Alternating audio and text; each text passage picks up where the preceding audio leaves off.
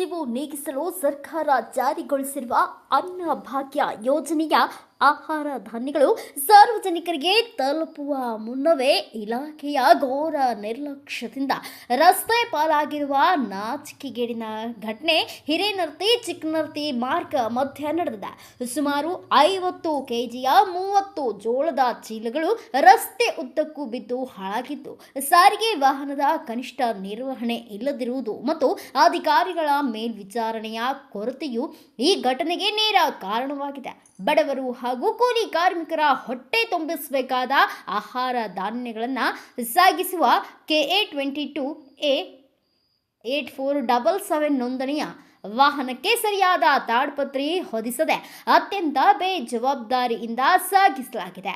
ಮಳೆ ಅಭಾವದಿಂದ ಗ್ರಾಮೀಣ ಭಾಗದ ಜನತೆ ಈಗಾಗಲೇ ಸಂಕಷ್ಟದಲ್ಲಿದ್ದರೆ ಸರ್ಕಾರಿ ಧಾನ್ಯಗಳನ್ನು ಹೇಗೆ ರಸ್ತೆಯಲ್ಲಿ ಚೆಲ್ಲಿ ಹಾಳು ಮಾಡುತ್ತಿರುವುದು ರಿಟಿಕ್. ಹೀಗೆ ರಸ್ತೆಯಲ್ಲಿ ಚೆಲ್ಲಿ ಹಾಳು ಮಾಡುತ್ತಿರುವುದು ತಾಲೂಕು ಆಹಾರ ಇಲಾಖೆಯ ಹೊಣೆಗೇಡಿತನಕ್ಕೆ ಹಿಡಿದ ಕನ್ನಡಿಯಾಗಿದೆ. ಇಷ್ಟೆಲ್ಲ ಅನಾಹುತ ಸಂಭವಿಸಿದರೂ ತಾಲೂಕಾ ಮಟ್ಟದ ಅಧಿಕಾರಿಗಳು ಅಥವಾ ಗೋಡೌನ್ ಸಿಬ್ಬಂದಿ ಗೋದಾಮಿನಿಂದ ಹೊರಡುವ ವಾಹನಗಳ ಭದ್ರತೆಯನ್ನು ಪರಿಶೀಲಿಸದಿರುವುದು ಅವರ ನಿರ್ಲಕ್ಷ್ಯದ ಪರಮಾವಧಿಯಾಗಿದೆ. ಘಟನೆಯ ಕುರಿತು ಮಾಹಿತಿ ಪಡೆಯಲು ಗೋಡೌನ್ ಮೇಲ್ವಿಚಾರಕ ಸುಭಾಷ್ ಅವರನ್ನ ದೂರವಾಣಿ ಮೂಲಕ ಸಂಪರ್ಕಿಸಿದರೆ ಅವರು ಸಾರ್ವಜನಿಕವಾಗಿ ಅತ್ಯಂತ ಉಡಾಫೆಯಾಗಿ ಉತ್ತರಿಸುತ್ತಿರುವುದು ಗ್ರಾಮಸ್ಥರ ಆಕ್ರೋಶವನ್ನು ಮತ್ತಷ್ಟು ಹೆಚ್ಚಿಸಿದೆ. ಘಟನಾ ಸ್ಥಳದಲ್ಲಿದ್ದ ಯರಗುಪ್ಪಿ ಗ್ರಾಮದ ಭೀಮಣ್ಣ ಅಣ್ಣಿಗೇರಿ ಸೇರಿದಂತೆ ಸ್ಥಳೀಯರು ಮಾತನಾಡಿ, ಅನ್ನಭಾಗ್ಯದ ಆಹಾರ ಧಾನ್ಯಗಳು ಫಲಾನುಭವಿಗಳಿಗೆ ಸುರಕ್ಷಿತವಾಗಿ ತಲುಪಬೇಕಾದರೆ ಸಾಗಾಣಿಕೆ ವ್ಯವಸ್ಥೆ ಮೇಲೆ ಕಟ್ಟುನಿಟ್ಟಿನ ಮೇಲ್ವಿಚಾರಣೆ ಅಗತ್ಯ. ಸಂಬಂಧಪಟ್ಟ ಹಿರಿಯ ಅಧಿಕಾರಿಗಳು ತಕ್ಷಣ ಸ್ಥಳಕ್ಕೆ ಭೇಟಿ ನೀಡಿ ಪರಿಶೀಲಿಸಬೇಕು ಮತ್ತು ಈ ಉಡಾಫೆ ಹಾಗೂ ನಿರ್ಲಕ್ಷ್ಯ ತೋರಿದವರ ವಿರುದ್ಧ ಸೂಕ್ತ ಶಿಸ್ತು ಕ್ರಮ ಜರುಗಿಸಬೇಕು ಎಂದು ತೀವ್ರವಾಗಿ ಆಗ್ರಹಿಸಿದ್ದಾರೆ. ಮತ್ತೊಂದೆಡೆ ಈ ಕುರಿತು ಮಾಧ್ಯಮದವರು ಕುಂದಗೋಳ ತಾಲೂಕು ಆಹಾರ ನಿರೀಕ್ಷಕರಾದ ಬಸವರಾಜ ಸಂಶಿ ಅವರನ್ನ ಸಂಪರ್ಕಿಸಿದಾಗ ರಸ್ತೆಯಲ್ಲಿ ಬಿದ್ದು ಹಾಳಾದ ಜೋಳವನ್ನು ತಕ್ಷಣ ವಾಪಸ್ ಪಡೆದು ಫಲಾನುಭವಿಗಳಿಗೆ ಯಾವುದೇ ತೊಂದರೆಯಾಗದಂತೆ ಉತ್ತಮ ಗುಣಮಟ್ಟದ ಧಾನ್ಯವನ್ನು ಪುನಃ ವಿತರಿಸಲಾಗುವುದು ಎಂದು ಭರವಸೆ ನೀಡಿದ್ದಾರೆ. ಆದರೆ ಕೇವಲ ಭರವಸೆ ನೀಡಿದರೆ ಸಾಲದು. ಕಳಪೆ ಸಾಗಾಣಿಕೆ ಮತ್ತು ಇಲಾಖೆಯ ಕರ್ತವ್ಯ ಲೋಪದ ವಿರುದ್ಧ ಜಿಲ್ಲಾ ಮಟ್ಟದ ಅಧಿಕಾರಿಗಳು ಕಠಿಣ ಕ್ರಮ ಕೈಗೊಳ್ಳುತ್ತಾರೆಯೇ ಎಂಬುದನ್ನು ಕಾದು ನೋಡಬೇಕಾಗಿದೆ. ಕ್ಷಣ ಕ್ಷಣದ ಸುದ್ದಿಗಾಗಿ ವೀಕ್ಷಿಸಿ ಮೈ ಪಬ್ಲಿಕ್ ಸಮಾಚಾರ.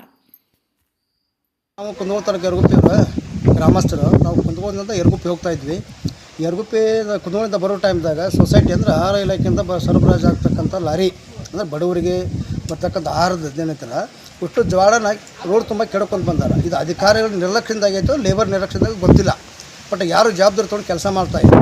ಇದಕ್ಕೊಂದು ಪರಿಹಾರ ಆಗಬೇಕು. ಪರಿಹಾರ ಆಗಲಿಲ್ಲ ನಾವು ಕೇಳೋಂಗಿಲ್ಲ. ಆಮೇಲೆ ಸೊಸೈಟಿಗಳಿಗೆ ಏನು ಹಿಂಗೆ ಬಿದ್ದಿದ್ದನ್ನು ಸೊಸೈಟಿಗಳಿಗೆ ಕೊಡಬೇಕಂತಂದಾಗ 1 kg 2 kg ಕಮ್ಮಿ ಕೊಟ್ಟರಂದಾಗ ಪಬ್ಲಿಕ್ ಏನಾಗುತ್ತದು ಕಮ್ಮಿ ಅವ್ರಿಗೆ ಗೊತ್ತಿರೋಲ್ಲ. ಇಂಥದ್ದು ಆದಂಥ ಘಟನೆ ಗೊತ್ತಿರೋಲ್ಲ. ಅವ್ರಿಗೆ ಮತ್ತು ನಾವು ಕಮ್ಮಿ ಕೊಟ್ಟಿರ್ತಾರಲ್ಲ, ಕಮ್ಮಿ ಬಂದದ್ದು ಕೂಡ ಸುಳ್ಬಿಡ್ತಾರೆ ಅವರು. ಇಲ್ಲಿ ಆಗಿದ್ದ ಘಟನೆ ಗೊತ್ತಿರೋಲ್ಲ. ಇದು ಏನೇದು ಏನಂತ ಅಧಿಕಾರಿಗಳ ನಿರ್ಲಕ್ಷ್ಯದಿಂದ ಆದಂಥ ಘಟನೆ ಇವು ಅಲ್ಲ ಸರ. ನಾವು ಹೇಳ್ಬೇಕಂತಂದ್ರೆ ಇದು ಜವಾಬ್ದಾರಿಯಿಂದ ನೀವು ಮಾಡ್ಬೇಕಂತ ನಾವು ಕೇಳ್ತೇವೆ. ಪದೇ ಇಂಥ ಟೈಪ್ ಆದ ಮಳೆ ಹೋಗೈತಿ, ಎಲ್ಲ ಹೋಗೈತಿ. ಗೌರ್ಮೆಂಟಿಂದ ಯಾವುದೂ ಸವಲತ್ತಿಲ್ಲ. ದುಡಿಯೋಕೆ ದುಡಿಮಿಲ್ಲ. ಈಗ ಗೋರ್ಮೆಂಟ್ ಕೊಡ್ತಕ್ಕಂಥ ನಮ್ಗೆ ಅಕ್ಕಿ ಜೋಳ ಕೊಡ್ತಕ್ಕಂಥ ಅದ್ರ ಮೇಲೆ ನಾವು ಬದುಕಾಕತ್ತೇವೆ. ಈಗ ಅದೇ ಇಲ್ಲ ಅಂತಂದ್ರೆ ನಾವು ಹೆಂಗೆ ಬದುಕಬೇಕು ಹೇಳ್ರಿ? ಆನ್ಸರ್ ಮಾಡಿರಿ ಸರ್ ನೀವು. ಇದಕ್ಕೆ ನಾನು ನಿಮ್ಮ ಕಡೆ ಕೇಳಾಕತ್ತೆ ಸರ್. ನಿಮ್ಮಿಂದ ನಿರ್ಲಕ್ಷ್ಯ ಆಗೈತಿ. ಇದು ಹೆಂಗೆ ಪರಿಹರಿಸ್ರಿ ಸರ್. ಪದೇ ಇದ್ರ ಟೈಮ್ ಆಗಬಾರ್ದು. ಎಷ್ಟು ಚೀಲ ಇದ್ರು? 30 ಚೀಲ ಸರ್. 30 ಚೀಲ ಬಿದ್ದಾವೆ. ಎಲ್ಲಿಂದ ಎಲ್ಲಿ ಹೊಂಟಿದ್ರಿ ಲಾರಿ? ಕುಂದಗೋಳದಿಂದ ಯರಗುಪ್ಪಿ ಹೊಂಟಿತ್ತು ಸರ್. ಅದು ಹಿರನಾರ್ತಿಯಿಂದ ಚಿಗನಾರ್ತಿ ಸೆಂಟ್ರ್ ಬ್ರಿಡ್ಜಿಂದ ಚಿಗನಾರ್ತಿ ಗುರುಪಾದಪ್ಪನ ಗುಡಿ ತನಕ ಬಿದ್ದವು ಜೋಳದ ಪ್ಯಾಕೆಟ್. 30 ಪ್ಯಾಕೆಟ್ ಬಿದ್ದವು.